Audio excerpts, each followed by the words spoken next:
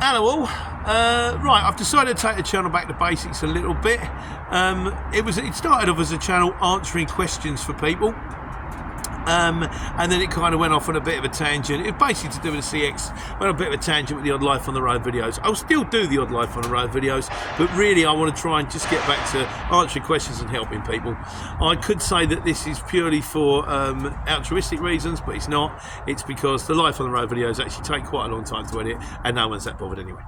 So, also stay tuned to the end of the video if you like, because part of this is how to get a tank of fuel for £1. Did that one a little while ago, but I'm going to do a refresher. I might do some refreshers. So, Paul Oldfield says, Pete, he says, what are your opinions on filling the fuel tank to the full? He says, I don't. So I don't fill the fuel tank for the full for two reasons. Firstly, it says extra weight on a vehicle. Now, if you bear in mind that a litre of fuel I think weighs a kilogram, a litre of water weighs a kilogram, and I imagine diesel's about the same weight, like, you know. So if you've got a 100 litre tank, that's extra 100 kilos on your lorry, isn't it? Or on your van or something like that. And if your van only carries, like, you know, a tonne, and you're going to put 100 kilos on, it's starting to affect the payload there, you know. He says the other reason is, he says, if I half fill it, then somewhere down the road, you know, a bit later on, I get a 5-minute break that I wouldn't have had if I'd have filled it up. So it's kind of like a self-imposed thing. I would say there are other good reasons not to fill your tank all the way to the top. If it's going to get stolen, you know, if someone's going to actually break into the tank, drain all the diesel out of it. If it's not full, if it's half full, quarter full, also they may go around and give it a tap. Don't put fuel in that, that's our blue. If it sounds a bit empty, leave it alone. If it sounds full, give it a go. Personally, I tend to fill up. The reasons I tend to fill up, I've got a very large tank on this lorry. It holds, I can't remember how many litres it holds. I think it might be 350 litres. It's a big old tank. And I just love the feeling, the security of knowing that I've got diesel. And I had that fear, I'm going to go, oh, we're going to go put it in this petrol station, we're going to put it in this, oh no, hang on a second, the pumps are out. That's all right, there's another, I'm Shell card as well. Shell's not as easy to find as BP.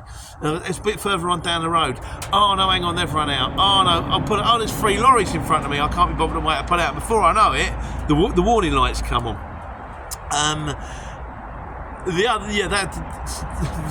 That's the main reason that I fill up.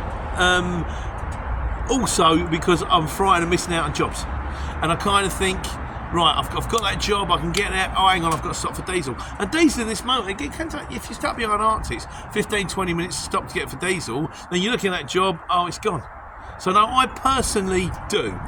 As for securing it, I have a tendency not to lock the fuel cap, because I'm of the belief that if you lock the fuel cap, then all they're going to do, if they want to nick the fuel, they're going to smash the fuel cap off, which means you've got to not only pay to replace the fuel, but you've also get a replacement fuel cap before you can keep running. If you lock the fuel cap and they can't smash it off, they drill a hole in the tank. If they drill a hole in the tank, then you've got to buy a brand new tank and get it fitted before you can get it running. So personally, I'm a big fan of filling up and getting gone. I'm sure other people will add more to this on the Sunday Q&A, that's what it's all about. But before we go any further, how to get a tank of fuel for £1. Now, I don't even know if this still works, but I bet it probably does. When I started running as a courier back in the day, when I was in the Luton van, and I worked out, I mean, fuel cards are better. Fuel cards were cheaper because you can get bulk deals on fuel. I wasn't in that position, and I kind of worked out the supermarket fuel, Asda's, Tesco, Sainsbury's, and all that kind of stuff was actually cheaper than petrol station fuel. So I had a tendency to fill up at supermarkets when I was driving to Luton. And what I realised was, if you do, you like a pay on a pump, what it does is it ratifies your card. So it takes £1 out of your account, and then a day or two later it takes all of the rest of the money out of your account, which meant if I knew when I was running with a factoring company that I needed fuel on a Thursday, I would get paid by the factoring company on a Friday, go into Asda's, get the fuel for £1, everything, and then by the time they actually take the rest of the money out of the account, it was there. So yeah, so that's it. Let's hear it on Sunday, shall we? Pros and cons of filling the tank all the way up, half the way up. Should you leave it locked? Security on tanks, and can you still get a tank of fuel for £1? And whatever you do, don't put petrol in, don't put diesel in that. It's happening. Take care. Take money.